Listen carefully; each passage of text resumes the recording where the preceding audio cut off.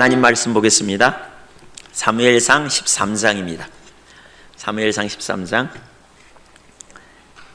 8절부터 15절 말씀까지 보시겠습니다. 사무엘상 13장 8절부터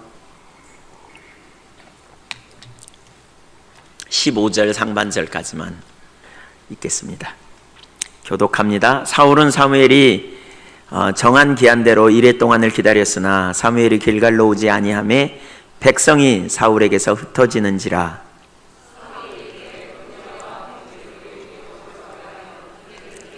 번제 드리기를 마치자 사무엘이 온지라. 사울이 나가 맞으며 문안하매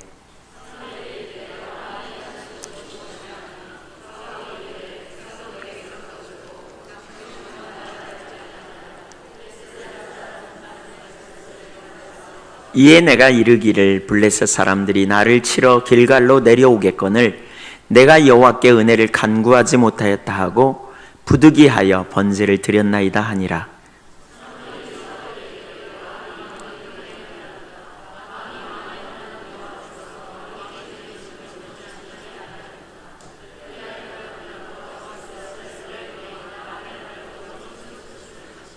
지금은 왕의 나라가 길지 못할 것이라 여호와께서 왕에게 명령하신 바를 왕이 지키지 아니하였으므로 여호와께서 그의 마음에 맞는 사람을 구하여 여호와께서 그를 그의 백성의 지도자로 삼으셨느니라 하고 사무엘이 일어나 길갈로 떠나 베냐민 기브아로 올라가니라. 아멘. 여기까지만 보겠습니다. 주님의 은혜가 함께 하시기를 축복합니다. 우리가 지난 3주 동안 성령에 대해서 살폈습니다. 복음과 성령, 말씀과 성령, 그 다음에 어떻게 우리가 성령에 의한 삶을 살 수 있는가, 이렇게 3주간 살폈어요. 오늘은 다시 사무엘상 강해로 다시 돌아옵니다. 19번째 시간으로 믿음이 없이는 유업도 없다, 이런 제목으로 말씀 나누려고 합니다. 히브리서 11장 6절은 유명한 하나님의 말씀이죠. 믿음이 없이는 하나님을 기쁘시게 하지 못하나니 하나님께 나아가는 자는 반드시 그가 계신 것과 자기를 찾는 자들에게 상 주시는 이심을 믿어야 할지니라. 하나님께 나아가는 자는 그러니까 믿음이 없이는 하나님을 기쁘시게 할 수 없다. 그래서 하나님을 기쁘시게 하려면 반드시 믿음이 필요하다. 여기서 말하는 믿음은 뭐냐? 하나님은 계시고 하나님을 찾으면 응답하시는 분, 상 주시는 분임을 믿는 거다, 이렇게 말하고 있어요.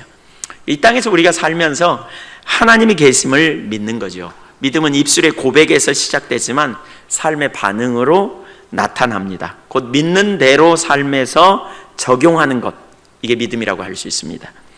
오늘 본문을 통해서 믿음이 얼마나 중요한지 우리에게 가르쳐줘요. 특별히 하나님은 믿음의 세대를, 성경을 보면 믿음의 세대를 세우기를 원하셨어요.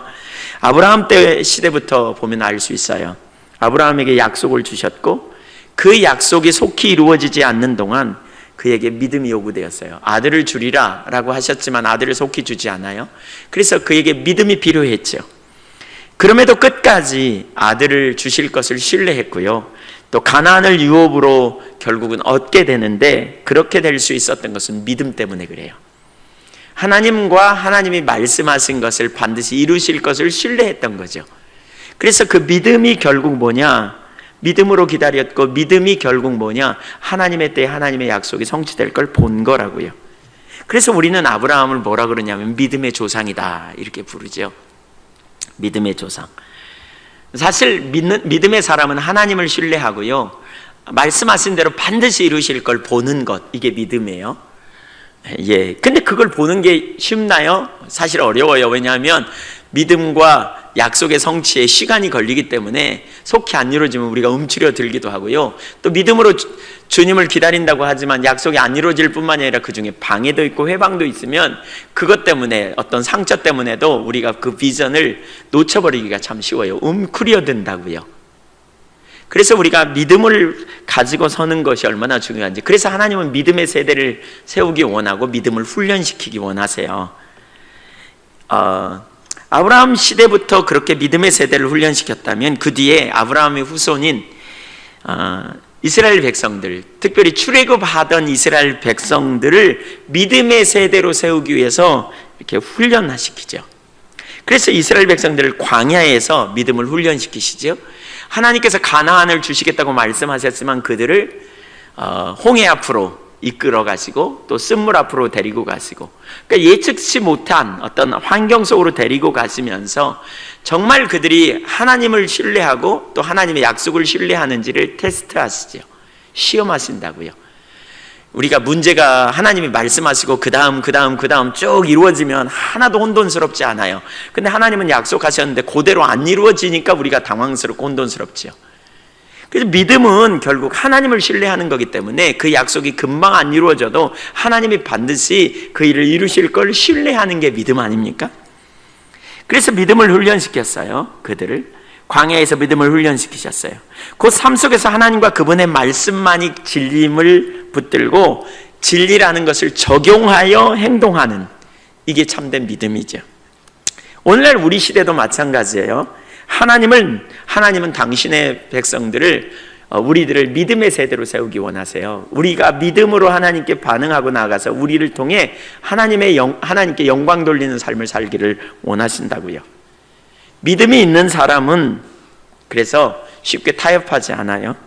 믿음의 사람은 어떤 상황에서도 진리를 따라가고 거기에 놀라운 승리를 이루어요. 사울이 실패한 주된 이유가 뭐냐면 믿음 때문이에요.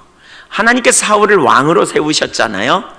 그리고 그를 통해 블레셋 사람들을 물리치고 이스라엘 백성들을 다스릴 지도자로 세우시기 원하셨는데 결국 사울이 패하여지는데 그 이유가 뭐냐면 하나님을 신뢰하는 믿음이 없어서 그래요. 그러니까 믿음이 없이는 하나님을 기쁘시게 할 수도 없고요, 승리를 이룰 수조차도 없어요. 만약에 그가 믿음을 가졌다면, 하나님을 믿었다면, 하나님의 구원과 하나님의 길에만 승리가 있다는 사실을 믿었다면 어떤 순간에도 하나님께 집중할 것이고 그분의 말씀에 집중해서 말씀을 붙들고 반응했을 거예요. 제가 신앙생활을 하면서 또 제가 목회를 하면서도 그렇고요, 많은 사람들을 보면 항상 이걸 많이 보겠더라고요. 이렇게 예배당에 와 있어요. 그리고 찬양도 하고 기도도 해요. 근데 어떤 문제가 생기면 말씀을, 내가 믿는 대로 그 말씀을 가지고 삶에 적용을 못해요. 적용을 해야 되는데, 믿는다면 믿는 대로 적용해야 되잖아요. 그래서 어떤 순간이 닥쳐도 적용을 하고 믿는 대로 반응하고 가야 내가 믿는 대로 하나님께서 뒷받침하신다는 걸 경험으로 알게 되거든요. 근데 적용을 못하니까, 그러니까 어떤 사람들이 믿는다고 말할 때 그 믿음 이면에는 그런 게 있는 것 같아요. 내가 예수 믿으니까 만사형통하겠지? 여러분, 만사형통하지 않아요. 믿음이 있는 사람에게도 위기가 오고 어려움이 와요. 만사형통할 거라고 생각하는 사람은 아직 신앙으로 어린 사람이에요. 어려움이 오고 위기가 와요. 문제는 뭐냐면 믿음이 있기 때문에 어려움이 오고 위기가 올 때, 위기의 순간에도 하나님을 신뢰함으로써 인간적인 방법을 택하지 않고, 그렇죠, 세상 사람들이 택하는 방법을 택하지 않고 하나님을 신뢰하고 하나님의 길을 따라가면 하나님께서 위기 가운데 건져냈음을 경험하잖아요. 그때 뭐예요? 하나님의 말씀대로 반응했더니 하나님께서 우리를 세우시는구나, 이걸 아는 게 믿음이죠. 그래서 믿음이 자라가는 거죠, 이렇게. 근데 예를 들면 어떤 사람은 좋은 일, 편안한 일, 아무 문제가 없을 거야, 이런 것만 예측했다가 어려움이 오면 놀라서 뒤집어져요. 사실 그럼 믿음이 뭐가 필요하겠어요? 믿음은 위기가 올 때 드러나는 거죠. 믿음은 위기의 순간 빛을 발하게 되어 있어요. 그리고 그 위기를 허락하셔서 하나님께서 어떻게 해요? 하나님을 믿음으로 신뢰했더니 하나님께서 위기 가운데 건져주시고, 하나님께서 택할 길을 가르쳐 주시고, 하나님께서 우리의 지혜가 되시고, 그래서 그 하나님께 반응하는 순간 놀라운 능력을 우리가 실제로 경험하며 가는 거죠. 근데 하나님을 놓치게 되면요, 하나님께 믿음으로 반응하는 것을 놓치게 될 때 우리는 이렇게 혼돈이 오는 거죠. 사실은 그래서 우리의 신앙이 뭐냐면 하나님을 신뢰함으로 말씀을 듣고 순종하는 삶이라고 말할 수 있어요. 사무엘 상하를 요약하는 구절, 또 신명기서를 요약하는 구절, 열왕기 상하를 요약하는 구절, 어쩌면 성경에 압축된 구절을 우리는 사무엘상 12장에서 볼 수 있어요. 한번 볼까요? 14절, 15절 같이 읽습니다. 여기 나옵니다. 위에를 잘 보시면 나옵니다. 여기 앞에 시작. 너희가 만일 여호와를 경외하여 그를 섬기며 그의 목소리를 듣고 여호와의 명령을 거역하지 아니하며 또 또 너희와 너희를 다스리는 왕이 너희의 하나님 여호와를 따르면 좋겠지만은 너희가 만일 여호와의 목소리를 듣지 아니하고 여호와의 명령을 거역하면 여호와의 손이 너희의 조상들을 치신 것 같이 너희를 치실 것이라. 뭐라고요? 순종하면 복받고 순종하지 않으면 멸망당하게 될 거다, 이런 얘기예요. 단순해요. 이게 사무엘서의 전체 주제예요. 하나님의 말씀을 듣고 순종해라, 그래야 복받는다, 그 말이에요. 출애굽기 19장에서도 그런 표현이 있어요. 4절 이하에 보면 너희를 애굽에서 불러내시고 광야에서 독수리 날개로 업어 내게로 이끌었다. 그러면서 5절에 뭐라 그러냐? 그러니까 너희가 내 말을 잘 듣고 언약을 지키면, 말씀에 순종하면 너희를 열국 중에서 내 소유가 되겠고 제사장 나라가 되겠고 거룩한 백성이 될 거다, 되게 하겠다, 이렇게 말씀하세요. 말씀에 순종하는 게 얼마나 중요한지 몰라요. 그러니까 순종하는 건 곧 뭐와 관련이냐면 믿음과 관련이 있어요. 믿어야 순종이 할 수 있거든요. 문제는 뭐냐?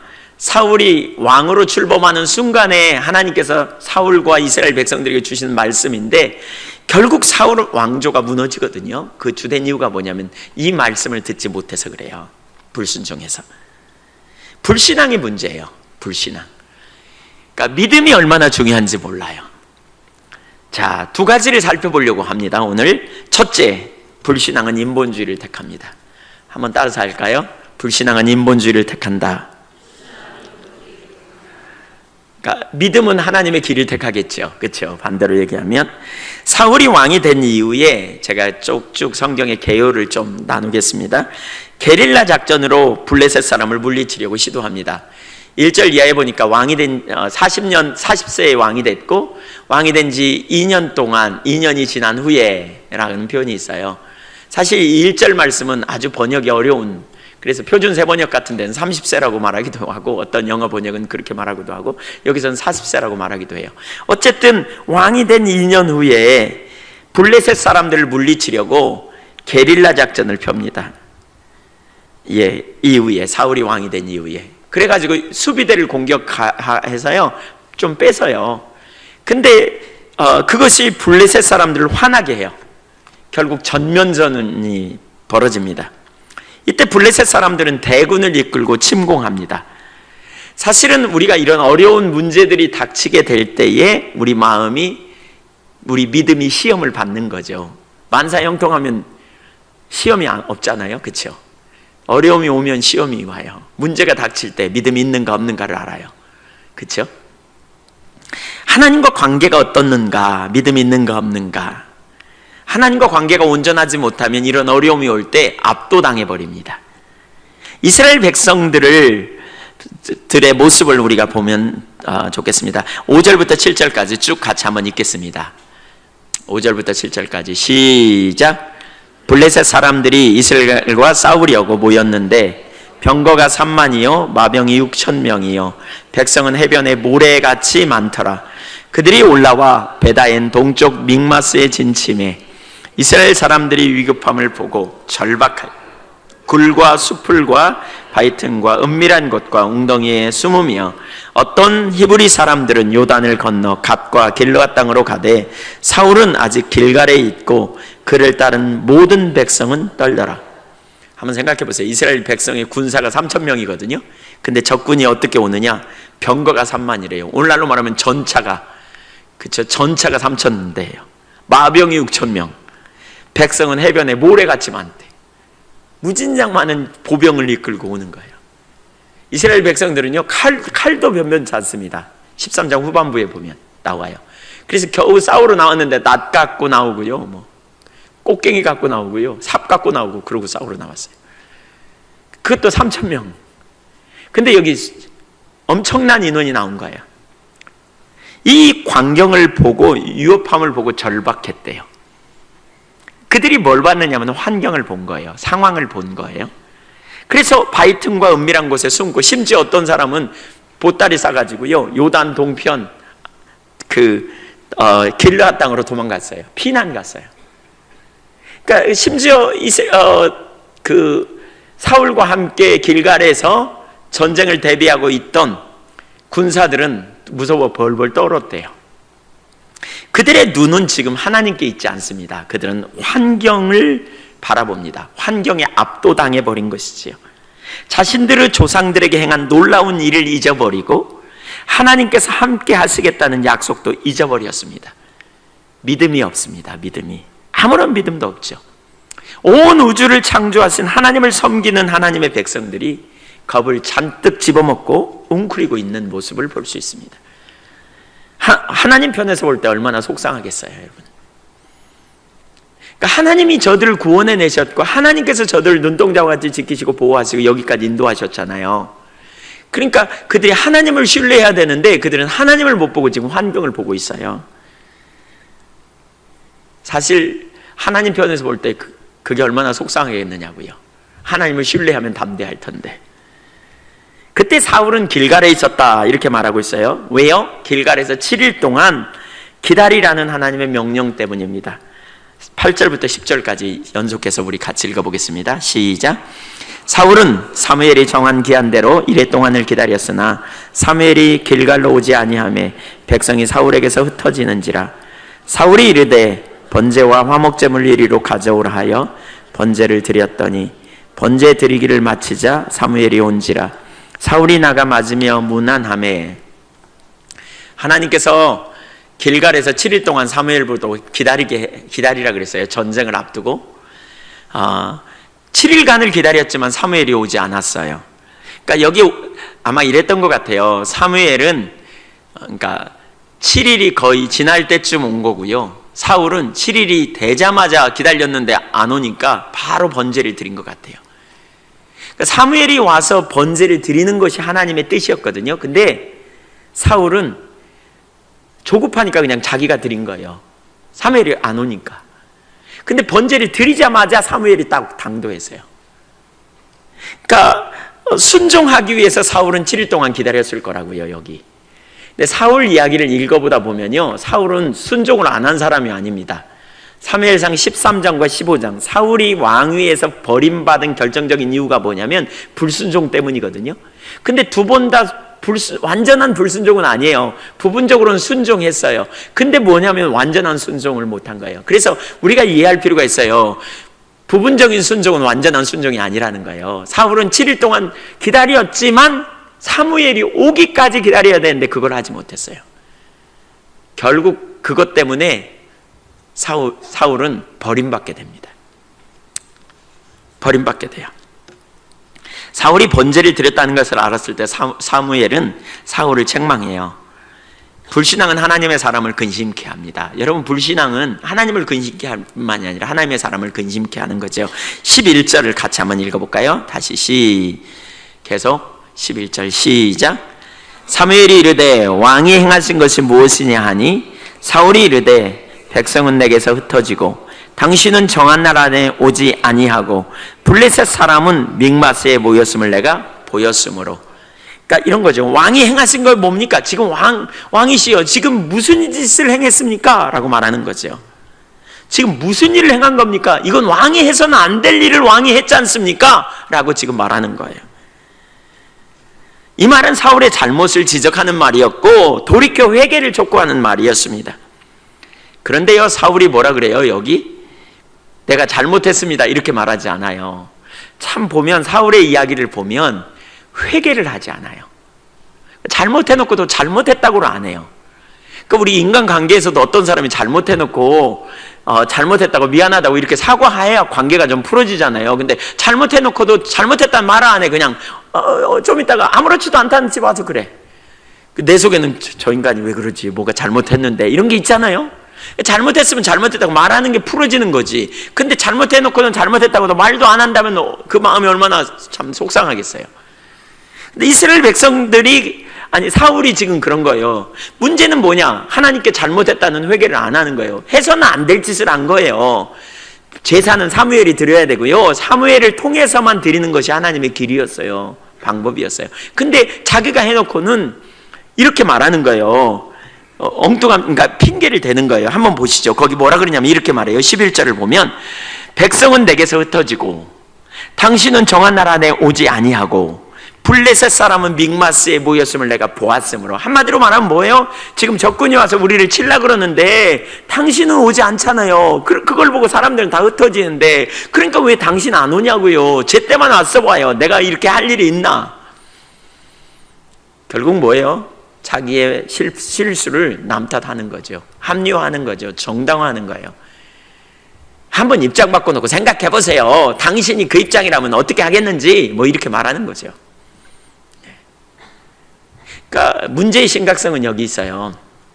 뭐냐면 우리가 그렇더라고요. 그러니까 불신앙에 빠지면 자기 논리를 갖기 때문에요, 자기의 행동이 죄라는 사실을 몰라요. 사울은 그게 얼마나 끔찍한 죄인지, 얼마나 심각한 죄인지 하나님의 관점에서 볼 수 없었기 때문에 죄라는 사실도 몰랐다고요. 사무엘은 그게 죄인 것을 지적하지만 사울에게는 그게 죄로 보이지 않았어요. 이것이 비극이에요. 그러니까 그런 거죠. 네가 내 입장 대보라는 거죠. 네가 내 상황 대보라. 너는 안 그러겠냐, 뭐 이런 거죠. 자기 논리를 내세워요. 그래서 회개하지 않아요. 인간관계에서 우리가 그런 일을 참 많이 경험해요. 예를 들면 제가 어떤 사람에게 이렇게 권면하는 경우를 가끔 경험하되, 어떤 사람이 누군가를 미워해요. 그러면 미워하냐고 물어보면 그렇대요. 그러면 미워하는 사람 용서해야 된다 그래요. 그럼 뭐라 그러냐면요, 아마 여러분 중에도 그런 분이 있을지 몰라요. 지금 과거에 상처가, 이렇게 깊은 상처가 있어가지고 어떤 사람만 생각하면 관계를 안 하고 싶은 사람, 그런 분은 이번에 8월 25일 날 내적 치유 오세요. 예, 내적 치유가 필요해요.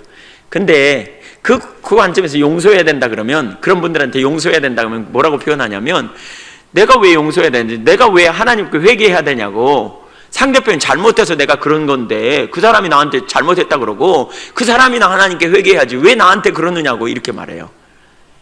그러니까 자기중심적인 논리에서 보면 다 상대편 탓이고요, 상대편이 나한테 회개해야 내가 용서해 줄 수 있어요. 그리고 내가 하나님께 회개할 게 아니라 그 사람이 하나님께 회개해야 돼요. 근데 성경은 뭐라고 말하느냐? 이웃을 미워하는 것이 죄라 그랬어요. 우리가 하나님 앞에 우리의 죄를 사하여 달라고 기도하기 전에 형제의 죄를 먼저 용서해 줘야 된다는 거예요. 그게 성경적 원리예요. 내 논리를 가지면 절대로 그렇게 할 수 없어요. 그러나 성경이 그렇게 말하고 있기 때문에, 하나님이 그렇게 말씀하시기 때문에 우리가 하나님을 신뢰한다면, 하나님이 계신 것과 하나님의 기준을 따라갈 때 반드시 우리 삶에 승리가 있고 능력이 있다는 사실을 안다면 우리는 반드시 하나님의 길을 따라 반응해야 된다는 거예요. 상대편이 어떻게 나오든지 나는 적극적으로 하나님 앞에 회개하는 거예요. 내가 미워했다면 회개하는 거예요. 그리고 두 번째, 상대편을 용서하는 일을 선택하는 거예요. 성경이 뭐라 그랬어요? 원수 갚는 걸 내게 맡기라 그러잖아요. 그래서 원수를 축복하라고요. 축복하면 어떻게 한다고요? 그 머리 위에 숯불을 쌓아놓는다고요. 과거에 어떤 분이 계속 그 말을 했더니 계속 기도해요. 상대편 축복하고 있대요. 그러다가 어느 날 오더니 저한테 그러는 거 있죠. 근데 축복하면 상대편 머리에다 숯불을 쌓는다 그러더니 왜 하나님이 아직 안 쌓는지 모르겠다고. 그건 축복하는 게 아니죠. 저주를 퍼붓는 거죠. 하나님이 행하실 걸 진짜 좋은 마음으로 축복해야 된다는 거죠. 진짜 좋은 마음으로. 그러니까 자기 논리에 가지면 죄인지도 모릅니다. 우리가 자기 논리에 빠지면 뭐가 문제인지조차도 안 보입니다. 그래서 어떤 기준을 얘기해도 그 기준을 반응하지 못해요. 그러니까 하나님이 계시고 하나님이 우주를 창조하시고 하나님은 우리의 상황을 아시고 우리가 하나님의 길을 따라가면 반드시 그분의 기준대로 우리를 회복시킬 걸 신뢰한다면 우리는 그분의 말씀을 따라 우리의 삶을 조정해야 된다는 거예요. 여러분, 사울의 불신앙의 논리를 보세요. 사울이 이스라엘 백성들을 이렇게 말하잖아요. 뭐라 그래요? 백성은 내게서 흩어지고 당신은 정한 날 오지 않았고 블레셋 사람은 믹마스에 모였음을 내가 보았으므로. 사실 우리는 이렇게 변호하는데 참 익숙합니다. 너 왜 그랬어? 그러면 상황을 입장 바꿔놓고 생각해봐. 당신 같으면 안 그러겠는가? 이런 일 많이 하죠. 아담에게 왜 선악과 따먹었어? 그랬더니 당신이 준 저 여자 때문이에요. 이렇게 말하죠. 지금 사무엘이 와서 왜 이렇게 했습니까? 그랬더니 당신이 정한 날 안 와서 그래요. 이렇게 말하는 거죠. 백성은 흩어지고 적군은 쫓아올 텐데 당신 같으면 어떻게 하는가 생각해 보세요. 이렇게 자기 논리를 우리는 가지고 있기 때문에 하나님의 길이 안 보이는 거죠. 얼마나 상황이 절박한가 한번 생각해 보라는 거죠. 내가 얼마나 이 상황에 힘들었을지 생각해 보라는 거죠. 지금 그런데 나를 책망하냐고. 지금 당신이 내 입장 안 겪어봐서 모르지 뭐 이러면서. 어떤 사람들은 가끔 그래요. 정답만 얘기한다고. 내 상황도 모르면서 정답만 얘기한다고. 예, 몰라서 정답만 얘기할 수도 있지만요, 사실은 하나님의 길에 서야 변화가 일어나기 때문에 그런 거죠. 그렇죠. 고름이 살되지 않잖아요. 고름은 째야 돼요. 그러면서 그 다음 11절에 이렇게 세 가지 근거를 대면서 자기가 어떤 결론을 내릴 수밖에 없었던 이유 두 가지를 댑니다. 12절을 보겠습니다. 같이 읽습니다. 이에 내가 이르기를 블레셋 사람들이 나를 치러 길갈로 내려오겠거늘 내가 여호와께 은혜를 간구하지 못하였다 하고 부득이하여 번제를 드렸나이다 하니라. 이 구절을 가만히 잘 보세요. 여기 뭐라 그랬어요? 블레셋 사람이 길갈로 내려올지도 몰라, 이렇게 생각한 거예요. 그러니까 여기서 우리 한 가지 염두에 둬야 돼요. 여러분, 불신앙에 빠지면요, 항상 우리는 최악의 상황을 추론합니다. 길갈에 지금 있는데 믹마스에서 블레셋 사람들이 틀림없이 우리에게로 내려올 거야. 그러니까 빨리 제사를 드리기 전에 내려오면 어떻게 하냐. 그래서 빨리 우리가 제사를 드릴 수밖에 없었다, 이렇게 말하는 거예요. 불신앙에 빠지면 되게 부정적입니다. 부정적인 말을 많이 합니다. 예수 믿는 사람 중에서도 불신앙에 빠지면 불신의 말을 합니다. 안 될 거라고 생각합니다. 자꾸 부정적인 말을 합니다. 자꾸 최악의 상황을 끄집어냅니다. 그러니까 수많은 결론이 다양하게 나올 수 있어요. 1에서 100가지 정도로 나올 수 있다면 가장 안 될 1%의 확률도 안 되는 거를 끌어내가지고 마치 그 일이 지금 일어날 것처럼 말합니다. 염려하고 근심하고 걱정하고. 그래서 걱정, 근심, 염려, 사서 고생, 사서 염려하는 거예요, 그냥. 예. 그래서 그냥 염려가 끊어지지 않아. 이 말을 해도 또 염려, 저 말을 해도 또 걱정, 또 일 이루어져도 걱정, 하나님의 은혜를 베푸셔도 놀라운 역사를 경험했음에도 불구하고 또 걱정.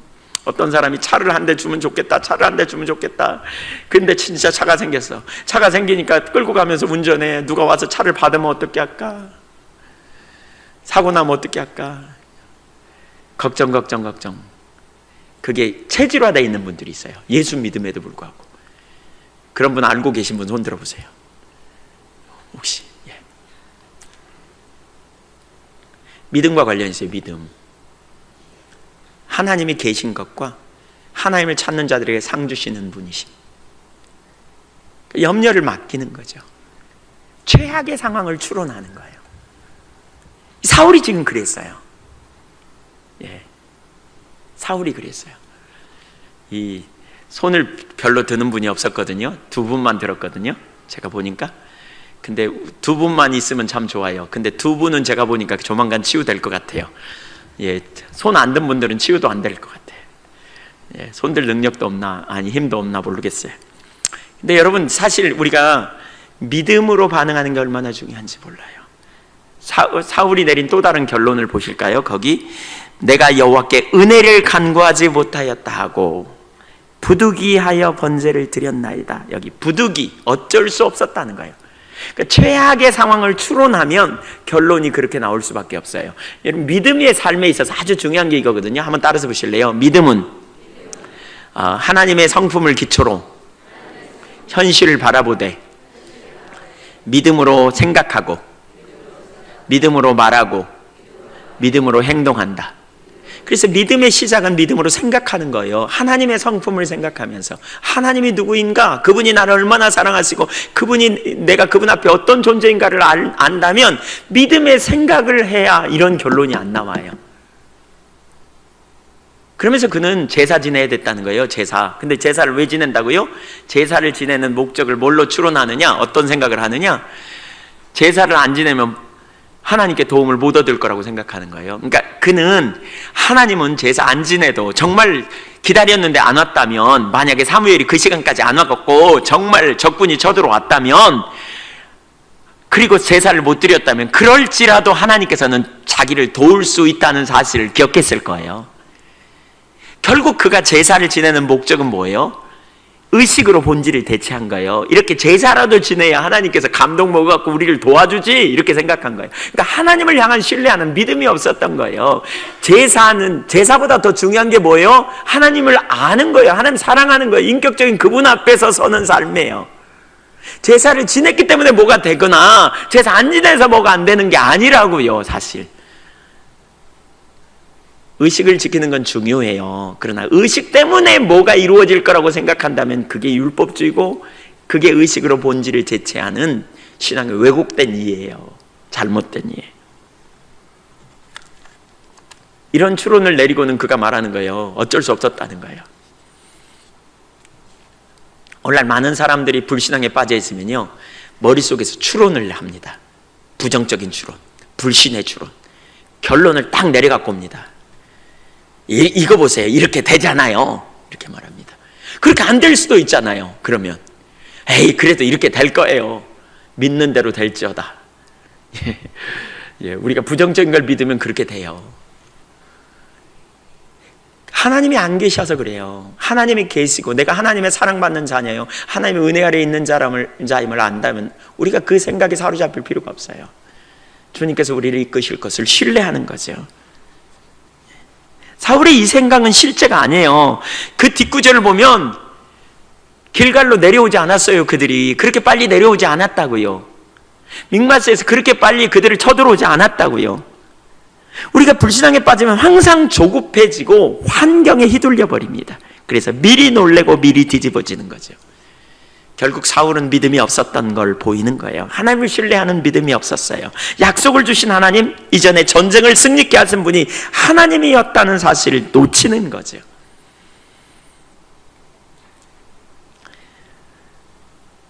그는 하나님이 자신을 부르신 목적을 놓쳤어요. 사무엘상 9장 16절 보세요.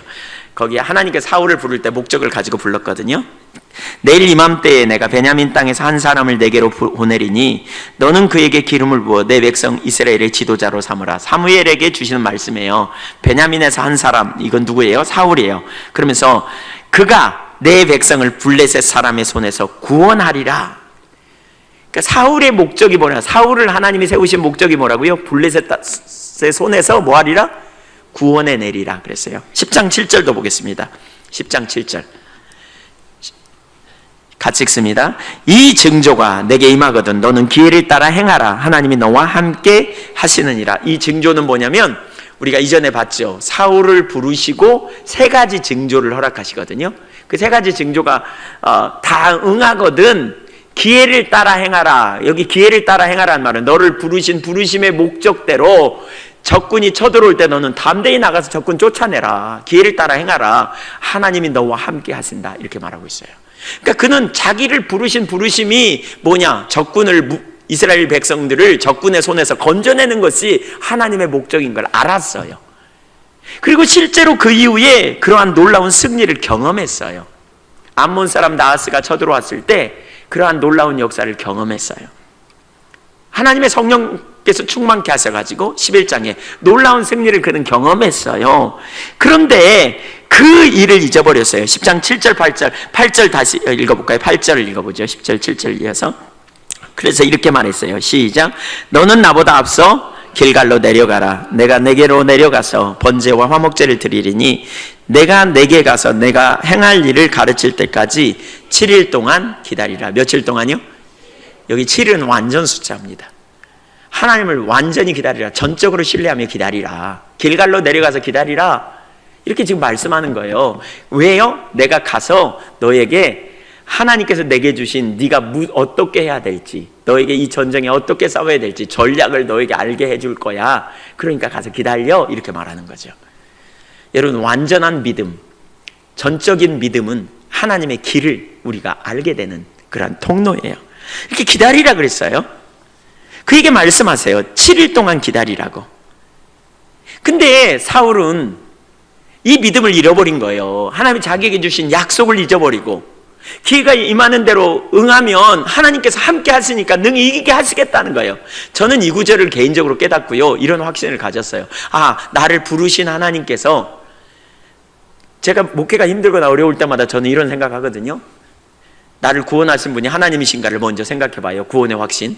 두 번째로 나를 목회자로 부르신 분이 하나님인가를 제가 생각해 봐요. 가만히 생각해 봐요. 그래서 전 디모데후서를 통해 제가 그 목회자로 부르심을 제가 알았거든요. 디모데후서를 읽다가. 그래서 디모데후서를 다시 묵상해요. 그리고 나를 지금 현재 내가 예양교회 담임 목사로 섬기고 있는데 예양교회 담임 목사로 부르신 분이 하나님이신가를 제가 생각해요. 이 세 가지가 분명하잖아요. 그러면 제가 담대해요. 뭐냐 하면 주님께서 기회가 오는 대로 행하라. 내가 너와 함께 하리라. 하나님이 저와 함께 하실 걸 제가 신뢰하는 거죠. 저와 함께 하실 걸 제가 알아요. 물론 제가 뭐가 문제냐고 찾아보기도 합니다. 찾기도 합니다. 주님이 부르심이 분명하면 그 다음 염려할 게 없어요. 여러분, 그 다음은 주님이 인도하실 거고요. 그 다음은 주님께서 여러분의 삶을 이끌어 내실 거라고요. 그래서 제가 그 확신을 갖게 되면 그 다음에 문제는 아무것도 아니에요. 담대해요. 앞이 안 보여도 담대해요. 왜요? 하나님이 저와 함께 하심을 제가 알기 때문에. 그래서 담대함을 갖습니다. 그래서 낙심하지 않습니다. 그래서 피하거나 도망가지 않습니다. 7일 동안 기다리라. 완전하게 기다리라는 거예요. 하나님을 완전히 신뢰하는 믿음으로 서라는 거예요. 3회를 통해 번제를 드림으로 승리케 하시겠다고, 승리의 비결을 알게 하시겠다고, 전쟁은 하나님께 있다고. 그러니까 완전히 기다리라고. 7일 동안 기다리는 일 작은 일이 아니죠. 불안에 떨 수 있는 일이죠. 그런데 하나님 신뢰하라고 말하는 거예요. 여기서 또 한 가지가 나와요. 길갈이라는 장소예요. 지명. 우리가 몇 주 전에 길갈에 대해서 살펴봤어요. 성경에 보면 길갈에 대해서 나와요. 여호수아 4장과 5장에 보면 길갈 이야기가 나와요. 길갈은요, 이스라엘의 성지입니다. 하나님께서 그들을 가나안 땅에 들이셔서 첫 번째 제단을 쌓은 곳이 길갈이고요. 요단강을 마른 물로 마르게 하고 건너가게 하실 때 돌 12개를 취하여 세운 곳이 길갈입니다. 기념비를 세운 게 길갈이고, 그리고 거기서 유월절을 지켰고요. 거기서 할례를 행했고요. 언약을 하나님과 다시 맺었고요. 하나님께서 오래전에 아브라함에게 주셨던 약속이 성취된 땅이 길갈입니다. 그래서 길갈은 믿음의 장소요. 길갈은 하나님이 놀라운 은혜로 역사하신 장소이기도 합니다. 결국 하나님께서 이스라엘 백성들을 구원해내시고 하나님께서 약속하신 대로 성취를 이루셨다는 확신을 갖게 된 땅이 길갈입니다. 그런데 하나님께서 사울에게 어디로 오라고요? 길갈로 오라 그랬어요. 믿음의 장소로. 뭐라는 거예요? 하나님께서 이스라엘 백성들을 이끄신 것은, 그러니까 이스라엘 백성들이 가나안에 들어온 것은 전적인 하나님의 역사이지 너희의 노력이나 열심이 아니라 이걸 가르치기 원하셨던 거죠. 저는 제가 교회에 가끔 기도할 때 우리 예배당에 기도하면서 예배당이 지어질 때 하나님의 은혜로 지어졌어요. 하나님의 역사였어요. 결국 여러 가지 우여곡절이 있었지만 하나님께서 지으셨어요. 그래서 저는 하나님께서 짓게 하셨다고 제가 고백해요. 제가 이 장소에서 때로는 낙심하고 좌절하는 그런 경험을 가끔 했었어요. 근데 제가 그 은혜에 하나님께서 저를 이곳에 두시면서 하나님의 행하심을 생각할 때마다 제 삶에 소망이 생겨요. 여러분, 하나님의 은혜로 세워진 예배당이에요. 여러분이 이곳에서 예배를 드리면서 이것은 하나님의 은혜요, 하나님의 능력이심을 여러분이 고백한다면 하나님을 믿음으로 우리가 찬양하며 경배하며 불신앙이 깨뜨려질 수 있음을 우리는 기억해야 돼요. 불신앙을 깨뜨리세요. 아무리 어렵고 힘든 상황일지라도 성지에 서서 정말 하나님이 이루신 놀라운 역사를 그가 보았더라면 그 말씀대로 순종하고 그는 상황과 상관없이 하나님의 놀라운 길에 담대히 서게 됐을 거라는 거예요. 그래서 기본이 중요해요. 누누이 나누지만 기본, 우리 신앙의 기본, 하나님이 주신 은혜의 자리에 서는 것. 길갈로 하나님께서 사울을 부르셨어요. 내가 이루었다는 거죠. 이 전쟁은 내게 속했다는 거예요. 너희를 노예된 그 상태에서 광야를 거치게 하고 이 땅으로 인도한 것이 누구냐? 바로 내가 아니냐? 그 자리로 다시 돌아가라는 거예요. 처음의 자리로. 근데 그 자리에 섰지만 그 의미를 놓쳤어요. 기본을 놓치면 다 잃어요. 주님은 우리의 영적인 길갈, 십자가, 구원의 자리로 자꾸 우리를 다시 인도하세요. 그래서 우리는 매 순간마다 그 구원의 자리로 서야 돼요. 십자가. 여러분, 십자가에는 우리에게 주시는 메시지가 있어요. 에베소서 2장 1절부터 3절까지 보면 과거의 정체성이 십자가에 나와요. 허물과 죄로 죽었던 너희를 살리셨도다. 그때에는 세상 풍속을 쫓고 공중의 권세 잡은 자를 뒤따랐으니 불순종의 아들들 가운데 역사하는 영이라. 너희가 그때에는 마음과 육체에 원하는 것을 하여 본질상 진노의 자녀였다. 그때는 너희가 소망이 없었다. 그런데 하나님께서 그 큰 사랑을 인하여 함께 살리시고 함께 일으키시고 함께 하늘 보좌 우편에 함께 하셨다. 그것은 뭐냐? 하나님의 놀라운 사랑, 지극히 큰 사랑을 오는 여러 세대에 알게 하려 하십니다. 생각해봐라. 너희가 구원받은 것은 너희의 힘과 능력이 아니다. 하나님의 사랑과 은혜 때문이다. 너희 눈을 들어 그분을 보라 라고 말하는 거죠. 그분의 은혜 때문에, 그분의 능력으로. 매 순간마다 우리는 십자가를 바라보면서 내가 어떻게 구원받았는지를 생각해 보셔야 돼요. 내가 어떻게 하나님의 은혜로 놀라운 사랑으로 구원받았는지. 갈라디아서 2장 20절에 그러잖아요. 나를 사랑하사 나를 위하여 자기 자신을 버리신 하나님의 아들. 여러분 때문에 하나님의 아들이 자기 자신을 십자가에 내주었다고요. 저주의 십자가, 죽음의 십자가, 끔찍한 형벌의 십자가를 주님이 지셨다고요. 왜요? 나 때문에요. 내 대신이요. 내 대신 달려 죽으셨다고요. 그게 구원이에요. 우리가 그렇게 구원받은 자라고요. 우리가 밤에 나가보면 십자가가 얼마나 많습니까? 네온사인이 얼마나 많습니까? 여러분 교회 오면서도 십자가 보셨어요? 예, 우리 그런 찬양하잖아요. 예, 십자가 무한 영광일세, 그런 찬양하잖아요. 올라오면서도 여러분 십자가 보셨죠? 교회 오면서도, 교회 들어오면서도. 또 우리는 그런 찬양을 해요. 보혈의 찬양을 해요. 우리가 거기서 생명을 얻었기 때문에, 거기서 모든 것을 얻었기 때문에, 죄에 대해 죽고 우리가 하나님께서 대해 살게 된 것은 십자가 때문에 그래요.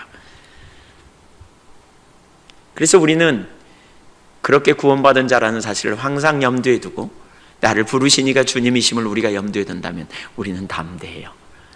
그게 믿음이에요. 하나님이 계세요. 그분이 나를 택하셔서 나를 자녀 삼으시고 나를 주님의 은혜 아래 두셨다면, 내가 그 은혜로 말미암아 구원을 얻었다면, 믿음으로 말미암아 구원을 얻었다면, 내가 그렇게 은혜로 구원받은 자라면 우리는 이 땅에 사는 동안 어떤 상황, 어떤 환경 속에서라도 우리는 담대할 수 있다는 거죠. 오늘날 불신앙에 빠지면 조급해집니다. 하나님을 신뢰한다고 하면서도 어려움이 오면, 답이 보이지 않으면 답답해하고 낙심하고 좌절해버립니다. 기억하십시오. 십자가는 절망이었습니다. 그러나 하나님의 능력이고 하나님의 지혜요, 거기 생명이 있었습니다. 거기서 끝나지 않았습니다. 우리를 살리시간 하나님의 은혜요 축복입니다. 우리는 그 은혜 아래에 있는 자입니다. 그래서 주님의 약속에 우리는 담대할 필요가 있습니다. 오늘날 많은 성도들은 이처럼 처신합니다. 신앙생활을 하지만 하나님을 알지 못하기 때문에, 끝까지 하나님을 신뢰하지 못하기 때문에 어느 정도의 상황이 되면 타협의 자리로 돌아가 버립니다. 불신앙은 망가집니다. 인본주의적인 태도가 죄인 줄도 모릅니다. 그러나 십자가는 우리가 능력인 것을 가르칩니다. 저와 여러분이 그 은혜 아래에 있는 것을 믿으시기 바랍니다. 두 번째, 불신앙의 결과 세 가지를 살펴보겠습니다. 첫째, 불신앙은 망령된 행실을 하게 합니다. 따라서 보세요. 불신앙은 망령된 행실을 하게 한다. 13장 13절 보십시오. 너무너무 중요한 구절입니다. 같이 읽습니다. 사무엘이 사울에게 이르되 왕이 망령되이 행하였도다. 왕이 하나님 여호와께서 왕에게 내리신 명령을 지키지 아니하였도다. 그리하였더라면 여호와께서 이스라엘 위에 왕의 나라를 영원히 세우셨을 것이거늘. 여기 이렇게 말해요. 왕은 망령되이 행하셨습니다. 왕이 망령되이 행하셨습니다. 무엇을 두고 그렇게 말해요? 하나님의 명령에 불순종해서는 안 될 것을 했다는 거예요.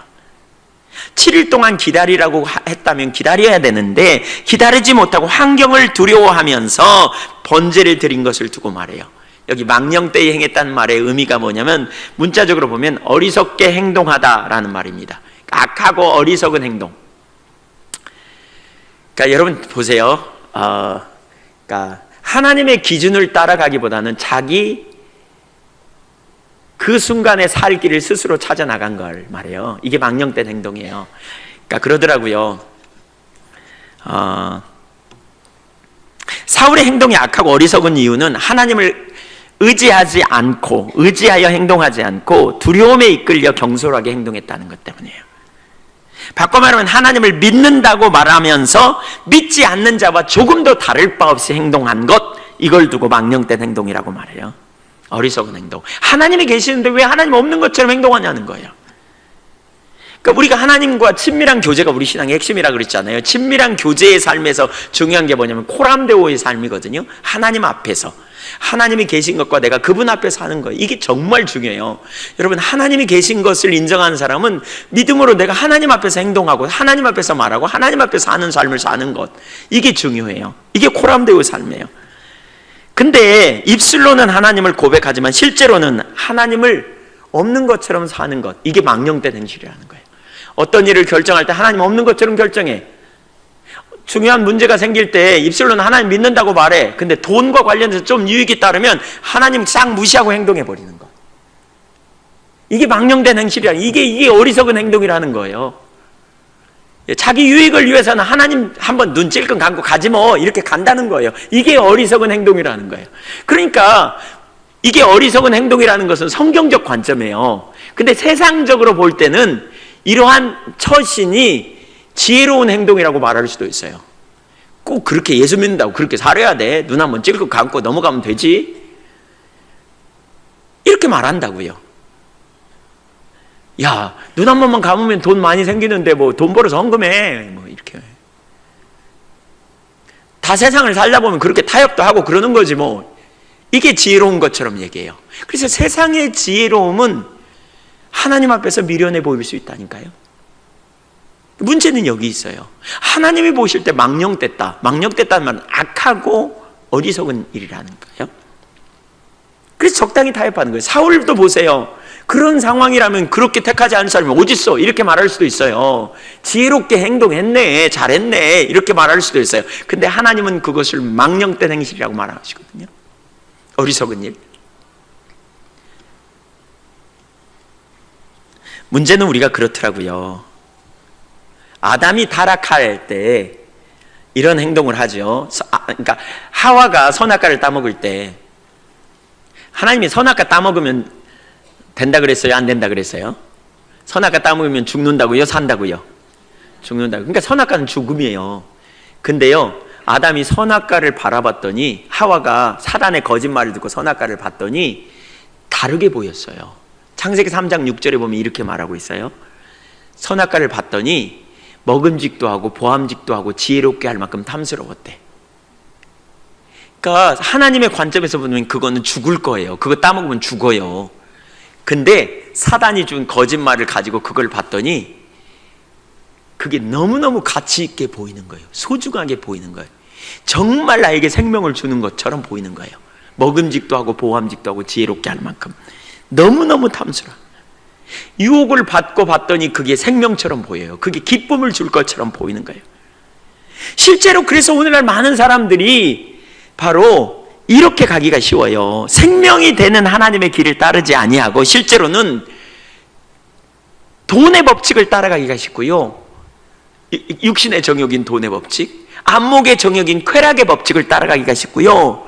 명예욕을 따라가기가 쉽고요. 자존심을 따라서 행동해버려요. 근데 이걸 두고 뭐라 그러냐, 하나님은 망령된 행실이다. 이렇게 성경은 말하고 있어요. 망령된 행실. 어리석은 행동이라는 거예요. 하나님이 밝히 살아계시는데, 하나님께서 분명히 살아계시는데 어떻게 그렇게 할 수 있느냐는 거예요. 제가 망령된이라는 단어를 찾아봤거든요. 성경에서. 정말 많이 나오는데요. 전부 다 뭐와 관련이 있느냐? 지금 제가 말씀드린 이 부분과 관련이 있어요. 먹음직도 하고 보암직도 하고 지혜롭게 할 만큼 탐스러웠다. 요한일서 2장 16절은 이 구절을 뭐라 그러냐? 세상에 있는 모든 것들은 이 세 가지에 포함된다는 거예요. 안목의 정욕, 육신의 정욕, 안목의 정욕, 이생의 자랑. 먹음직도 하고 육신의 정욕, 보암직도 하고 안목의 정욕, 지혜롭게 할 만큼 탐스러웠다. 이생의 자랑이. 이 세 가지 안에 다 포함되어 있다는 거예요. 그것 때문에 넘어지는 거예요. 그것 때문에. 그러니까 그게 가치 있어 보이는 거예요. 뭐가 가치 있는데? 하나님이 가치 있고 그분의 말씀이 가치가 있는데 자꾸 다른 것에 가치를 두는 거예요. 다른 것이 우리에게 생명을 주는 것 같아. 다른 것이 우리에게 능력이 되는 것 같아. 그러니까 자꾸 다른 데로 가는 거예요. 초점을 다른 데로. 그래서 넘어지는 거예요. 근데 하나님 보시기에는 어리석은 행동이라는 거죠. 하나님을 무시하는 행동, 불신앙, 본능과 연결되어서 나오는 행동. 몇 구절 찾아보면 되게 많은데 제가 한두 가지 얘기해보면 여호수아 7장에 보면 아간이 범죄하거든요. 아간. 여리고성이 무너지고 그 있는 모든 물건은 손대지 말라 그래요. 개인이 가져서는 안 된다고. 근데 아간이라고 하는 사람이요, 탐욕이 가득해가지고 좀 훔쳐요, 물건을. 그걸 두고 성경은 뭐라 그러냐면 7장 15절에 이스라엘 가운데 망령된 일을 행하였다, 이렇게 표현해요. 이게 망령된 일이에요. 어리석은 일이라는 거예요. 뭐 때문에? 탐욕 때문에. 하나님 말씀을 거역하고 떠난 거예요. 그거 하나 숨겼다고 하나님 그것 때문에 이렇게 손해보고 그러나요? 그게 아니고요, 하나님 없는 불신앙에서 나온 행동이에요. 하나님의 계심을 놓치면 우리는 자기 욕심대로 가버려요. 자기 생각대로 가버린다고요. 그게 하나님 보실 때 뭐냐? 불신앙이고 망령된 일이라는 거예요. 어리석은 일. 에서는 탐욕 때문에 망령되이 행했어요. 장자의 직분을, 먹고 싶은 팥죽 한 그릇에 동생에게 팔아서 장자의 직분을 어겼어요. 그래서 망령된 자가 없도록 살피라. 에서처럼, 장자의 직분을 판 에서처럼 망령된 자가 없도록 살피라라고 표현하고 있어요. 또 베냐민 지파가 사사기 20장에 보면 베냐민 지파가 네 지파의 한 사람이 자기 첩을 데리고 여행을 하는데 그 여인을 뺏어가지고요, 베냐민 지파 불량자들 몇 사람이 윤관을 해요. 그래갖고 결국 죽어요.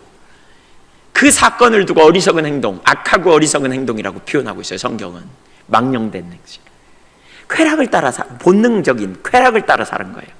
하나님이 본연히 살아계시고 하나님이 다 보고 계세요. 다 알고 계세요. 근데 모르는 것처럼, 안 보는 것처럼 눈 가리고 아웅하는 식이죠. 그냥 가는 거예요. 여러분, 타조가 굉장히 빠르잖아요. 타조를 잡기가 어렵대요.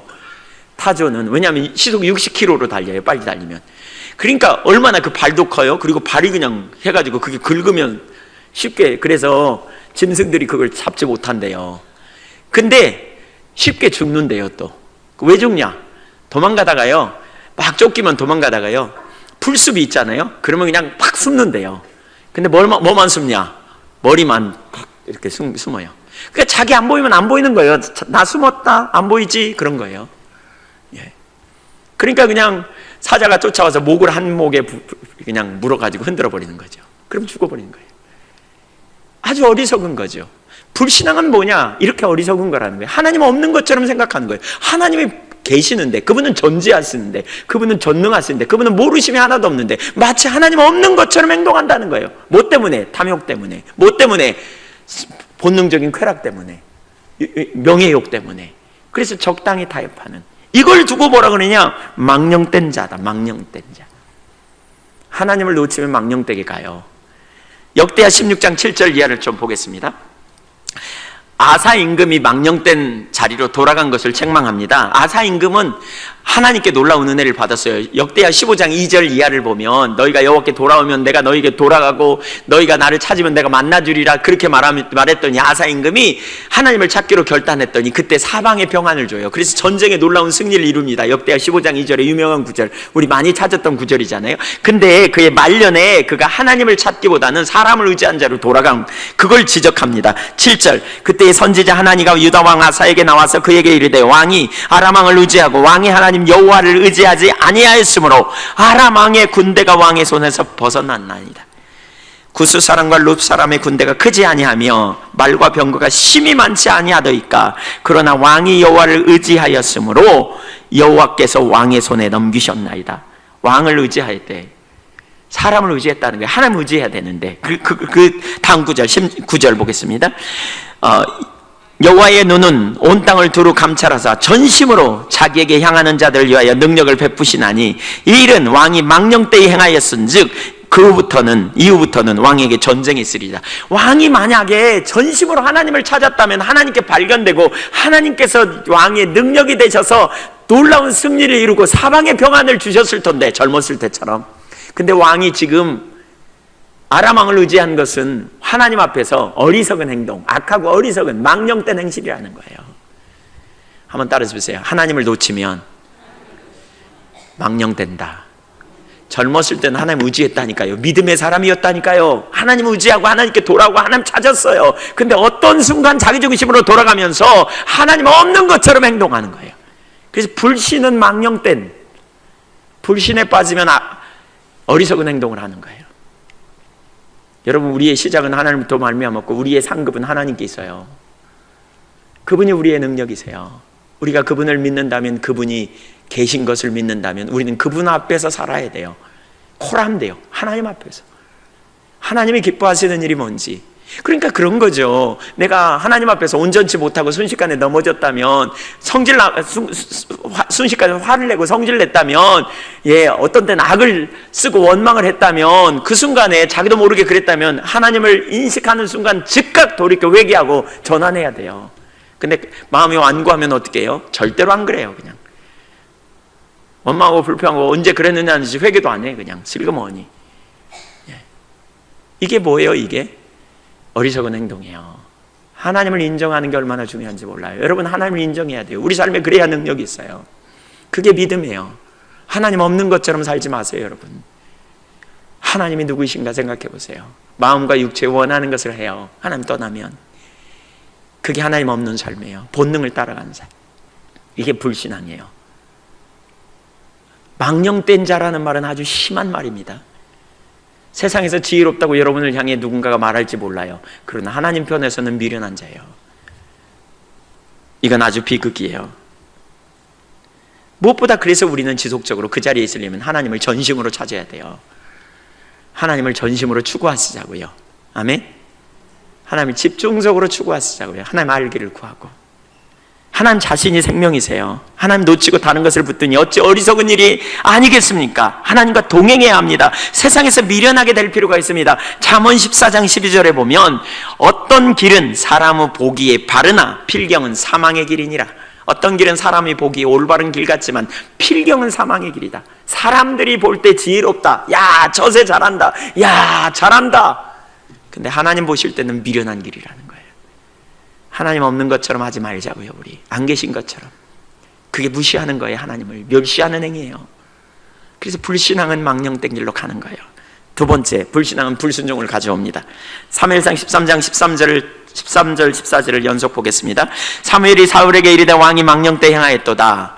왕의 하나님 여호와께서 왕에게 내리신 명령을 지키지 아니하였도다. 명령을 불순종했다는 거예요. 그리하였더라면 여호와께서 이스라엘 위에 왕의 나라를 영원히 세우셨을 것이거늘 지금은 왕의 나라가 길지 못할 것이라. 여호와께서 왕에게 명령하신 바를 왕이 지키지 아니하였으므로 여호와께서 그의 마음에 맞는 사람을 구하여 여호와께서 그를 그의 백성의 지도자로 삼으셨느니라. 불순종했다는 말이 두 번이나 나오죠. 지켰더라면, 명령 순종했더라면. 사울의 구체적인 잘못은 불순종입니다. 그러니까 하나님 명하시지 않은, 의도하지 않은 상황에서 제사를 드리고 기다리지 못한 불신앙. 그게 문제입니다. 예. 그는 자기 스스로 생각할 때 환경에 반응했기 때문이에요. 여러분, 사무엘상을 제가 읽으면서 진짜 중요한 게 이 순종이더라고요. 사울이 왕으로 가지 못한 핵심적인 이유는 두 가지거든요. 그러니까 한 가지인데요. 그게 뭐냐면 불순종이에요. 근데 그 불순종을 다루고 있는 게 사무엘상 13장과 15장이에요. 두 번의 불순종이 대표적으로 나타나거든요. 15장은 우리가 이 다음에 보겠지만 간단히 좀 보면 몇 구절만 보겠습니다. 불순종을 어떻게 하나님께서 말씀하는지를 좀 보자고요. 11절 내가 사울을 왕으로 세운 것을 후회하노니 그가 돌이켜서 나를 따르지 아니하며 내 명령을 행하지 아니하였음이니라. 하나님 명령을 지키지 않은 것에 대하여 하나님은 후회하세요. 그래서 사울 세운 걸 후회해요. 후회하신다고요. 정말 저는 개인적으로 오늘 이 구절을 제가 읽으면서 두렵더라고요. 22절 볼까요? 사무엘이 이르되 여호와께서 번제와 다른 제사를 그의 목소리를 청종하는 것을 좋아하신 같이 좋아하시겠나이까? 순종이 제사보다 낫고 듣는 것이 수양의 기름보다 나으니. 얼마나 강력해요? 순종이 제사보다 낫습니다 라고 표현해요. 제사 지낸다고요? 순종이 훨씬 낫습니다. 번제 드리는 것보다 기다리는 게 훨씬 중요하다는 거예요. 번제 못 드려서 하나님께서 은혜 안 주실까 염려해가지고 드렸다는 거예요. 오늘날 우리가 기억해야 돼요. 의식은 본질을 담는 수단이에요. 뭐가 의식이에요? 예배가 의식이에요. 본질은 뭐예요? 그 예배를 통해 하나님 만나는 거예요. 그 하나님을 아는 거예요. 하나님을 만나고 하나님을 알고 하나님과 교통하고 하나님과 함께 하는 거. 이게 본질이에요. 이 본질을 담는 수단이에요. 의식은. 근데 의식 잘 지켰다 그러면서 잘 지켰다고 자기는 뭐가 된 것처럼 생각하는. 근데 하나님 보실 때는 아무것도 아닌 거죠. 물론 의식도 중요합니다. 의식을 통해서 본질을 하고 하나님의 말씀을 순종한 자로 가는 게 얼마나 중요한지 몰라요. 23절 보세요. 이는 거역하는 것은, 그러니까 뭐예요? 불순종이 거역하는 거고요. 이것은 점치는 죄와 같고 완고한 것. 하나님 말씀 순종 안 한 게 완고한 거예요. 그거는 우상에게 절하는 죄와 같음이라. 그러면서 그 다음에 보세요. 왕이 여호와의 말씀을 버렸으므로 여호와께서도 왕을 버려 왕이 되지 못하게 하셨나이다. 얼마나 심각해요? 순종이 무엇보다 우선순위인 걸 가르쳐요. 우리가 육신이 약해서요 100% 순종하는 건 여러분 어렵습니다. 실패합니다. 결단하지만 넘어집니다. 그러나 우리는 뭐 하느냐? 순종을 결단하고요 넘어졌을 때 즉각 일어나서 회개하고 돌이키는 거죠. 하나님 잘못했다고. 결국 저는 이렇게 되더라고요. 제가 결단하지만 순종할 수 없는 모습을 되게 많이 봐요. 그때 어느 날 제가 깨달은 게 이거예요. 이게 믿음의 삶의 중요한 요소 중에 하나인데요. 뭐냐? 하나님 앞에 제가 이런 고백을 했어요. 하나님, 이게 하나님의 말씀인데 제가 그렇게 살려고 하는데 제가 아무리 노력해도 잘 안 돼요. 그래서 제가 하나님, 제가 이렇게 살 수 없는 저를 인정해요. 그래서 저에게는 은혜가 필요해요. 저에게 은혜를 붙들어 주세요. 저를 저보다 더 잘하시는 주님, 순간순간마다 저를 깨닫게 해주셔서 제가 그렇게 살 수 있도록 저를 인도해 주세요. 저는 그걸 확신해요. 하나님이 제 체질을 아시거든요. 제가 그분의 말씀대로 살라고 결단하지만 능력이 없음을, 또 결단이 얼마나 쉽게 자주 무너진지 아시거든요. 잊어버리고 그냥 살잖아요. 그런 순간에도 주님께서 저에게, 그런 저를 아시는 주님께 제가 그렇게 살 수 있도록 저를 도와달라고 청구할 때마다, 부탁하고 의지할 때마다 그 주님이 저를 깨닫게 하시고 깨우치셔서 그 순간 깨달게 하셔서 그렇게 살 수 있는 능력을 부어주실 걸 저는 안다고요. 제가 주님을 신뢰해요. 어떻게요? 그 주님이 저를 순간순간 깨닫게 하시 이끄실 걸 신뢰한다고요. 여러분도 그렇게 서기를 축복합니다. 그러니까 그분 앞에 결단하는 거죠. 육신이 약하게 넘어질 수 있지만 그분이 붙들어 주실 거예요. 순종이 얼마나 중요한지 몰라요. 마태복음 7장 21절에도 그렇게 표현했죠. 나더러 주여 주여 하는 자마다 천국에 갈 것이 아니요 내 아버지의 뜻대로 행하는 자라 할지니라. 그때 저들이 와서 내게 말하되 주여 우리가 주의 이름으로 선지자 노릇하며 예언 사역을 했다는 거예요. 귀신을 쫓아내며 병자를 고치지 아니하였습니까? 사역을 감당했다는 거예요. 그랬더니 주님이 뭐라 그래요? 불법을 행하는 자들아 나는 너희를 도무지 알지 못하리라. 여러분, 중요한 것은 이겁니다. 순종은 사역보다 우선이라는 거예요. 아무리 많은 사역을 통한 열매를 맺었다 할지라도 순종하지 않으면 안 된다는 거예요. 순종이 그만큼 중요해요. 하나님이 계시면 그분 앞에서, 그분이 누구인지를 믿으면 내가 그분 앞에서 사는 거예요. 반응하는 거예요. 어떤 상황이 될 때마다 하나님이 계신 걸 믿고 믿음으로 반응하며 나아가는 거예요. 그게 우리의 믿음이 되어야 돼요. 그는 매우 영적인 것 같았지만 결국 하나님 앞에 죄가 되었어요.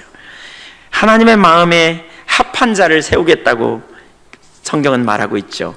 14절에 여호와께서 그의 마음에 맞는 사람을 구하여 여호와께서 그를 그의 백성의 지도자로 삼으셨다 그랬어요. 합한 자, 마음에 합한 자가 누굴까요? 하나님의 마음에 합한 자란 말은 하나님 마음을 닮은 자, 마음과 같은 자예요.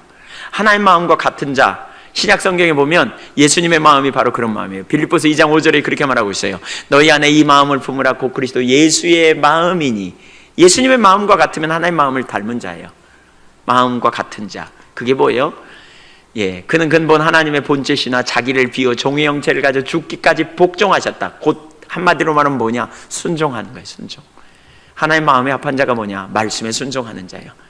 다윗과 사무엘상에서 보면 엘리와 사울은 하나님의 마음에 합한 자가 아니에요. 원래 택함을 받았지만 버림받은 자예요. 근데 엘리를 대신해서 사무엘을 세우고 사울을 대신해서 다윗을 세운, 이들이 하나님의 마음에 합한 자예요. 사무엘상 2장 35절과 여기 오늘 이 본문에서 하나님은 하나님의 마음에 합한 자를 세우겠다. 그들을 패하면서 엘리를 패하면서 사울을 패하면서 그렇게 말씀하세요. 마음에 합한 자, 그가 누굽니까?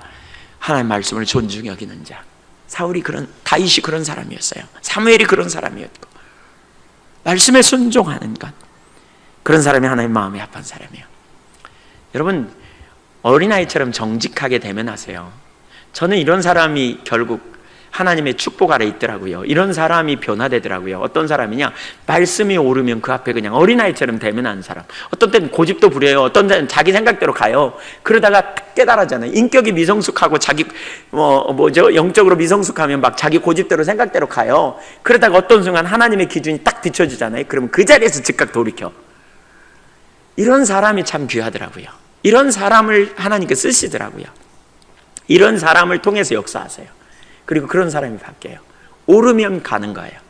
딱 전환해요. 막 자기 고집하고.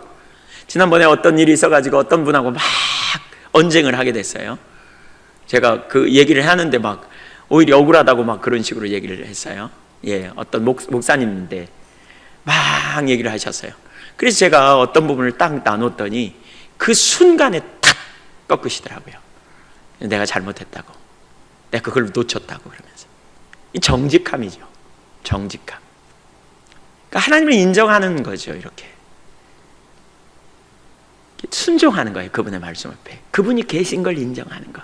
얼마나 중요한지 몰라요. 마지막 세 번째, 불순종으로는 유업을 얻을 수 없습니다. 이 본문에서 아주 중요한 부분입니다.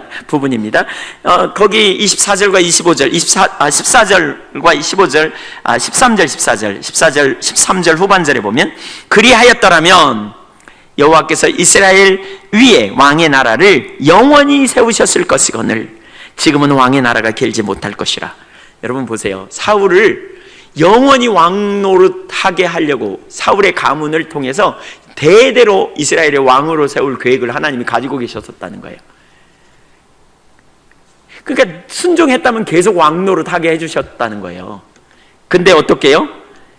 여호와께서 그의 마음에 맞는 지금은 왕의 나라가 길지 못할 것이라. 여호와께서 그의 마음에 맞는 다른 지도자를 세울 거다 이렇게 말하고 있어요.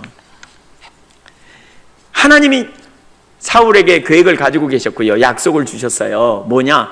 대대로 왕 노릇하게 해주시겠다는 거예요. 사무엘상 2장 30절에도 그렇게 말하고 있거든요. 엘리에게 너의 집안이 대대로 제사장 노릇하게 할 거라고 하였으나 이제 그렇게 안 할 거야 이렇게 말해요. 우리는 여기서 아주 중요한 대목을 생각해 봐야 돼요. 잘 보세요. 하나님의 약속을 우리는 하나님의 약속을 주시면 반드시 성취된다고 믿어요. 그렇죠? 여러분 그렇게 믿으세요? 근데 아니에요. 성경에 보면 하나님께서 맹세하신 것은 반드시 성취돼요. 근데 약속은요, 잘 들으세요. 약속은 조건적이에요. 약속은 초청이라 이렇게 표현해요. 하나님이 약속하시지만 그 약속이 성취되지 않을 수도 있어요. 왜냐하면 그 백성에게 달려있기 때문에. 지금 사울에게 영영이 왕노릇 할 거라고 계획을 내가 가지고 있었다. 근데 그렇게 안 할 거다 이렇게 말해요. 엘리 집안에도 영원히 제사장 노릇하게 해주실 거라고 말씀했지만 그렇게 이제 안 할 거다 그렇게 말씀하세요. 출애굽기 19장 5절 6절에 보면 하나님께서 이스라엘 백성들에게 영원히 제사장 노릇, 왕 같은 제사장으로 삼을 거라고 말씀하셨어요. 근데 거기에 조건이 있어요. 그게 뭐냐? 너희가 내 말을 듣고 언약을 지키면 열국 중에서 내 소유가 보배로운 소유가 되겠고 너희는 제사장 나라가 될 것이다 이렇게 말씀했어요. 근데 호세아 4장 6절을 보면 이스라엘 백성들이 하나님의 말씀을 버렸어요. 그래서 하나님 뭐라 그러냐? 나도 너를 버려 내 제사장이 되지 못하게 하겠다 이렇게 말씀했어요. 제사장이 되겠다고 약속하셨는데, 해주겠다고 약속하셨는데 그 유업을, 약속을 받았지만 그 유업이 성취되지는 못했다는 거예요. 결국 망했어요. 이스라엘 백성들이 출애굽할 때도 마찬가지예요. 60만 명이 만 20세 이상 되는 60만 명이 약속을 받았어요. 가나안 땅에 들어가게 될 거라고. 근데 가나안 땅에 들어간 60만 명 중에 약속을 받은 사람 중에 가나안 땅에 들어간 사람은 몇 명입니까? 단 2명, 여호수아와 갈렙뿐입니다. 나머지는 다 중간에서 다 망했습니다.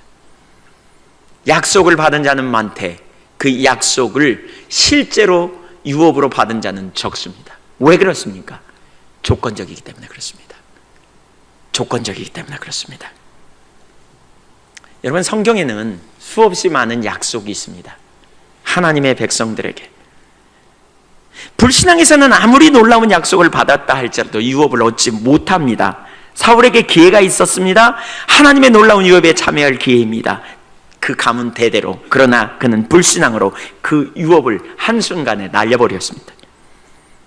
우리에게 정말 놀라운 약속들이 많이 있습니다. 성경에 주님을 믿는 자들에게 주시는 보편적인 약속과 특별한 약속이 있습니다. 개인에게 주시는 특별한 약속이 있는가 하면 보편적인 약속들이 많이 있습니다. 예를 들면 요한복음 10장 10절에 예수님은 그렇게 말씀하죠. 인자가 온 것은 양으로 생명을 얻게 하되 풍성한 생명을 누리게 하려고 왔다.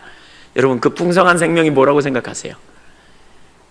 저는 거기에 건강의 축복도 포함된다고 보고요, 물질적인 풍요도 포함된다고 봅니다.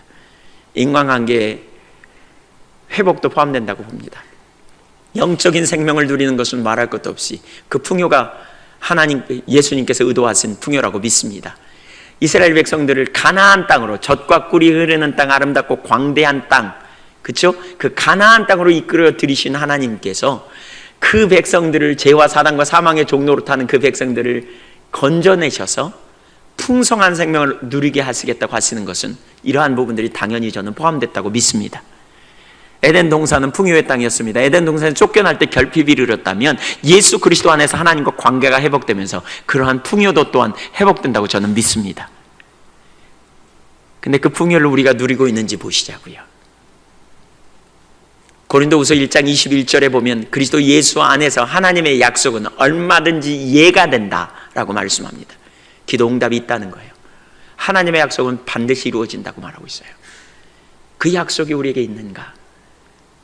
뭐가 문제인가? 사실은요, 여러분, 성경에 수도 없이 많은 유업, 약속들이 있습니다. 근데 그 약속이 내게 실제인가를 우리는 살펴보아야 합니다. 그 약속이 정말 내게 경험되어지고 있는가를 봐야 합니다. 혹시 그 유업이 내게 약속은 있지만 성취는 안 되는 유업이, 날려져 버린 유업이 아닌가 우리는 살펴봐야 합니다. 성경의 많은 약속들은 조건적입니다. 여러분, 조건이 있습니다. 그 약속은 초청입니다. 저는 개인적으로 제가 참 좋아하는, 그리고 암송하는 성경 구절 중에 하나가 잠언 3장입니다. 잠언 3장 1절부터 10절까지 보면 5가지 조건과 5가지 약속이 있습니다. 개인적으로 제가 저희 자녀들에게도 또 저 자신이 많이 묵상하고 찾는 구절 중에 한 부분이 이 부분입니다. 3장 예를 들면 3절에 보면 인자와 진리로 내게서 떠나지 말게 하고 그것을 내 목에 매며 내 마음판에 생이라. 인자는 뭐예요? 하나님 사랑하는 거예요. 진리는요, 하나님의 기준 가운데, 말씀 가운데 서라는 거예요. 하나님을 사랑하고 그분의 말씀에 토대로 서라. 그걸 내 목에 메고 손목에 메어라. 그 말은 모든 삶에 그렇게 서라. 4절, 그리하면 네가 하나님과 사람 앞에서 은총과 기중의 여김을 받으리라. 여러분, 하나님 앞에 은총을 받고요, 사람 앞에 기중의 여김을 받아. 사람들 앞에 존귀 여김을 받아. 그건 내가 사람에게 잘 보여야 되는 게 아니고요, 바로 하나님 앞에 하나님 사랑하고 그분의 진리 가운데 서야 그런 일이 일어난다는 거예요. 저는 이 약속이 실제라고 믿습니다. 여러분도 믿으십니까? 인자와 진리로, 제가 하나님을 사랑하고 그분의 말씀 앞에 서는 삶을 제 삶의 토대로 설 때 그러한 능력이 있다고 믿어요. 그런 삶을 살아야 강력해요. 그런 삶 가운데 정말 능력을 경험해요. 5절에도 보면 너는 마음을 다하고 여호와를 신뢰하고 내 명철을 의지하지 말라. 너는 범사에 그를 인정하라. 그리하면 내 길을 지도하시리라. 위기에 처할 때 길을 지도하시겠다는 거예요. 어려움을 당할 때 길을 내가 어떤 길을 택해야 될지 알게 해주시겠다는 거예요. 어떻게 하면 내 명철을 의지하지 않고 범사에 그분을 인정하는, 내가 살아온 모든 삶에 그분을 인정하는 거예요. 내가 지금까지 살아온 것도 주님의 은혜라고 고백하는 거예요. 우연히 된 게 아니에요. 하나님이 놀라운 은혜, 주신 놀라운 축복이라는 걸 인정하는 거예요. 나의 나담이 주의 은혜로 된 거라고 인정하는 거예요. 자기 안에 답이 없음을 알아요. 그래서 범사의 주를 인정해요. 자꾸 하나님께 물어요. 자꾸 하나님께 감사해요. 어떤 사람은 인정하지 못하죠. 근데 주신 은혜를 감사해요. 지금까지 살아온 것도 주님의 은혜요. 앞날을 인도하실 분도 주님이세요. 내 자녀들을 보호하실 분도 주님이시다. 일어나는 일들에 대해서 우연으로 여기지 않고 이걸 통해 뭘 가르치기 원하는지를 묻는 거죠. 범사에 인정해요. 어떤 일이 이루어졌다면 그건 얼마나 감사할 일인가. 그리고 하나님 앞에 가는 거예요. 여러분, 우리가 왜 밥 먹을 때 기도해요? 내가 직장 다니면서 일해가지고 돈 벌어서 밥 먹는데 왜 주님께 감사해요? 주님이 주셨다고 우리가 왜 인정해요? 주님을 인정하는 거예요. 내가 수고하고 열심히 하지만 주님이 주시지 않으면 없다는 거예요. 그래서 인정하는 거예요. 안 믿는 사람은 그렇게 하지 않아요. 감사할 줄 몰라요. 근데 우리는 주님을 인정하는 거예요. 내가 먹고 사는 것도 주님의 은혜입니다. 내가 아침에 일어날 때마다 하나님 오늘 한 날도 주님의 은혜로 살기를 원합니다라고 기도하는 건 인정하는 거 아닙니까? 그래서 우리가 범사의 주를 인정하는 삶을 사는 거예요. 택갈길을 보이실 주님, 믿음으로 그분을 인정하는 것, 거기에 유업이 있다고요. 거기에 유업이 있다고요. 하나님의 유업은 우리에게 주신 놀라운 약속이에요. 그래서 믿음이 중요해요. 그래서 먹든지 마시든지 무엇을 하든지 다 하나님의 영광을 위해 하라는 거예요. 먹는 것도 마시는 것도 범사의 주를 인정하고요, 믿음으로 하라는 거예요. 예. 또 믿음으로 하지 않는 모든 게 죄라 그러잖아요. 무슨 일을 하든지 믿음으로. 여기서 말하는 믿음이 뭐예요? 하나님 계신 것과, 그렇죠? 하나님 찾으면 응답하시는 분이에요. 하나님은 허공을 치는 분이 아니에요. 하나님은 책 속에 갇혀 계시는 분이 아니에요. 관념 속에 계시는 분이 아니에요. 저 우주 밖에서 모르는 체 하시는 분이 아니에요. 그분은 살아계신 인격체세요. 저와 여러분의 필요를 채우기 위해 당신의 아들을 아끼지 않고 내놓으셔서 우리를 건져내시고 우리를 고아처럼 버려두지 않게 우리에게 영으로 오신 분이에요. 그분이 계신 걸 내가 인정하는 거예요. 범사에 인정하는 거예요. 범사의 주님을 인정하는 거예요. 저는 그 다음 구절도 여기 보면 너무 신나요. 예, 지혜롭게 여기지 말라. 스스로 지혜롭게 여기지 말라. 여호와를 경외하며 악을 떠나라. 악을 떠나라. 여호와를 범사에 인정하라는 거예요. 이렇게 살면 이것이 내 몸에 양약이 되어 내 골수를 윤택하게 하리라. 골다공증 안 걸릴 거라는 거예요. 튼튼해질 거라는 게, 뼈가 튼튼해진다는 거예요. 예. 내 재물과 내 소산물의 처음 익은 열매로 여호와를 공경하라. 그리하면 내 창고가 가득히 차고 내 포도주 틀에서 포도즙이 넘치리라. 하나님 계신 것을 인정하고 살라는 거예요. 잠언이 그거 아닙니까? 여호와를 경외하는 게 그겁니다. 그게 지식과 지혜의 근본입니다. 하나님 없는 것처럼 살지 말자고요, 여러분. 하나님 안 계신 것처럼. 예배당에서는 하나님 그랬는데 밖에 나가면 하나님 안 보는 것처럼 행동하고 하나님 안 보는 것처럼 우리가 가지 말자고요. 그게 죄예요. 그게 망령된 일이고요. 그게 불순종이고요. 거기에서 유업을 우리가 놓치게 되는 거예요. 하나님 계세요. 하나님은 우리를 아세요. 먹구름이 잔뜩 끼었잖아요. 오늘도 먹구름이 끼었죠. 예, 비가 오면 먹구름이 끼었어요. 앞이 안 보이는 것 같잖아요. 근데 하늘에 해가 안 든 것 같잖아요. 근데 그 너머에 해가 찬란해요. 해가 얼마나 밝게 떴는지 몰라요. 비행기 타보면 알아요. 예, 올라가 보면요, 비행기 먹구름도 위에서 보면 멋있어요. 밑에서 보면 그냥 우중충하고 볼 거 없지만 위에서 보세요. 얼마나 멋있는지. 폭신폭신 떨어지면 그냥 그럴 것 같아. 위에 해가 찬란하게 떴는데 그 빛으로 팍 비춰진 구름을 보면 얼마나 멋있는지 몰라요. 하나님의 관점이 열리면 다른 관점으로 보인다고요. 문제도 빚어질 통로로 보이고요. 사람이 힘들게 하는데, 아, 나를 빚으시기 위해서 조교를 붙이셨구나. 아, 나한테 섬기라고 붙이신 거구나. 그 인간, 원수 같은 인간. 이게 아니죠. 그렇게 안 봐요. 다른 관점으로 봐요. 믿음의 눈으로 보면.